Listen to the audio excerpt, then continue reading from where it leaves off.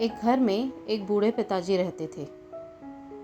उन्होंने अपने बच्चों को पाल पोस कर बहुत अच्छे से बड़ा किया। 6 बच्चे थे उनके और वो सभी पढ़ लिख कर अलग अलग शहरों में चले गए। कोई मुंबई में रहता, कोई दिल्ली में रह रहा था, कोई लंदन में, तो कोई कलकत्ता में। ऐसे अलग अलग शहरों में और देशों में सब जाके बस गए। तो रोज़ हर बच्चा अपने पिताजी को कॉल करता और पूछता, उनसे हालचाल लेता कि आप ठीक बैठे हैं कि नहीं।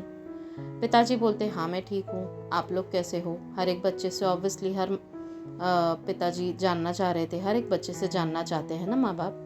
तो इनकी जो थी माँ नहीं थी, माँ गुजर चुकी थी, सिर्फ पिताजी थे अभी। तो पिताजी पूछते कि कैसे हो। तो हर बच्चा अपना दुखड़ा रोता कि मैं बहुत दुखी हूँ, मेरी लाइफ में ये टेंशन है, ये प्रॉब्लम है और मेरे जैसा दुखी कोई नहीं है। तो पिताजी सुनते, रोज़ सुन सुनकर आखिर पिताजी ने एक दिन डिसाइड किया कि मैं अपने बच्चों को कुछ सिखाऊंगा, अभी जीवन के कुछ सबक। तो उन्होंने सोचा कि उनको बुला लेता हूँ सबको एक साथ। तो उन्होंने फ़ोन किया सबको और कहा कि मैंने घर पर एक शांति पाठ रखवाया है तुम सभी की सुख शांति के लिए, तो तुम आ जाओ। तो सब खुश हो गए और पिताजी ने ये भी कहा साथ साथ कि मैं तुम्हें कुछ दूंगा। तो और खुश हो गए ये सोचकर कि शायद पिताजी ने वसीयत लिखी हो तो शायद कुछ मिल जाए हमें। तो सब आए उस पर्टिकुलर डेट पे। घर में पूजा हुई बहुत अच्छे से और पूजा के बाद सब बैठे।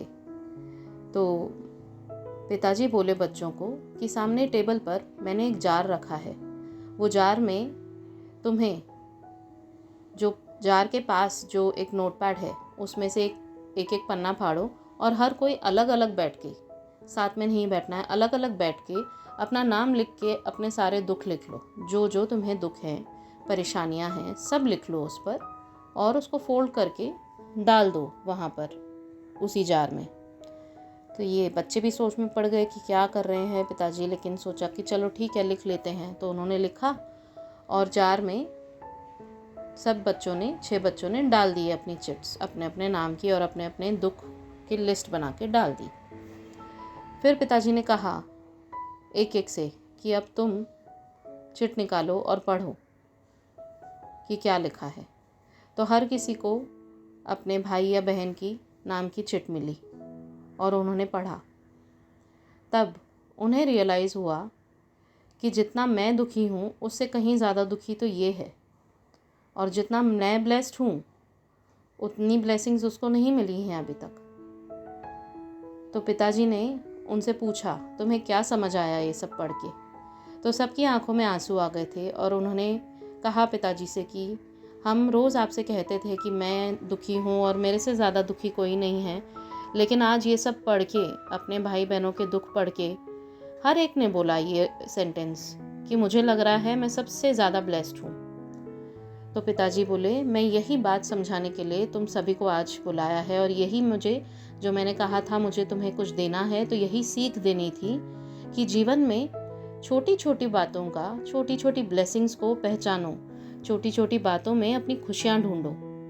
एक बड़ी खुशी के लिए रुके मत रहो कि मेरी ये बड़ी परेशानी जो है, क्योंकि जीवन में, हर किसी के जीवन में 1 या 2 या 3 बड़ी परेशानियाँ होती ही हैं जो वो चलती ही रहती हैं। लेकिन साथ साथ क्या तुम्हें रोज़ की खुशियाँ नहीं मिलती? क्या तुम्हारे अपने बच्चे तुम्हारे सामने हंसते खेलते नहीं? क्या तुम्हारे अपने माँ बाप, ये आप सभी के लिए भी है, क्या तुम्हारे अपने माँ बाप तुम्हारे सामने हंसते बैठते उठते गाते हेल्दी अच्छे नहीं लगते? आप, क्या ये ब्लेसिंग्स नहीं है? तो ये मुझे कहानी इतनी अच्छी लगी कि मैंने सोचा आप लोगों के साथ शेयर करूं। इसमें एक बहुत सिंपल कहानी लेकिन इतनी स्ट्रॉन्ग मैसेज है कि जो है हमारे पास उसमें हमें बहुत सुखी और ब्लेस्ड रहना चाहिए, और जो नहीं है उसके लिए प्रे करते रहना चाहिए और साथ साथ मेहनत भी करते रहनी चाहिए। सिर्फ प्रे करने से काम नहीं चलेगा, क्योंकि हमें हमारे कर्म तो करने ही हैं। हम इंसान का रूप लेकर जब इस धरती पर जन्म लेते हैं तो हमारे साथ हमारे कर्म भी आते हैं और साथ साथ हमें हमारे अच्छे कर्म करने भी पड़ते हैं। जब तक हम कुछ करेंगे नहीं तब तक चीज़ें होंगी कैसे? भगवान तो बोलते हैं ना कि तुम सिर्फ मेरा नाम लोगे तो ठीक है, मैं तुम्हारे साथ हूँगा, लेकिन कष्ट वो हमें ही करने हैं। तो इसीलिए मेहनत कीजिए, प्रयत्न करते रहिए। बाबा बैठे हैं, बाबा ज़रूर हमारी हर एक इच्छा पूरी करते हैं। छोटी छोटी इच्छाएं ज़रूर रोज़ के रोज़ पूरी कर देते हैं वो हमारी, लेकिन जो बड़ी इच्छा होती है वो अगर जल्दी से पूरी कर दी तो जीवन में हमें श्रद्धा और सबूरी का जो अहमियत है वो बिल्कुल समझ नहीं आएगी। और सबूरी बहुत ज़रूरी है हर एक पल में। तो इसीलिए श्रद्धा रखिए, सबूरी रखिए, बाबा पर विश्वास अटूट रखिए। ये सोचिए कि जो हो रहा है बाबा की लीला है और बाबा ही संभालेंगे, तो बस आपके काम बनते चले जाएंगे। बस यही थी एक छोटी सी कहानी इस हफ्ते की, जो मैंने सोचा आप सभी के साथ शेयर करूं।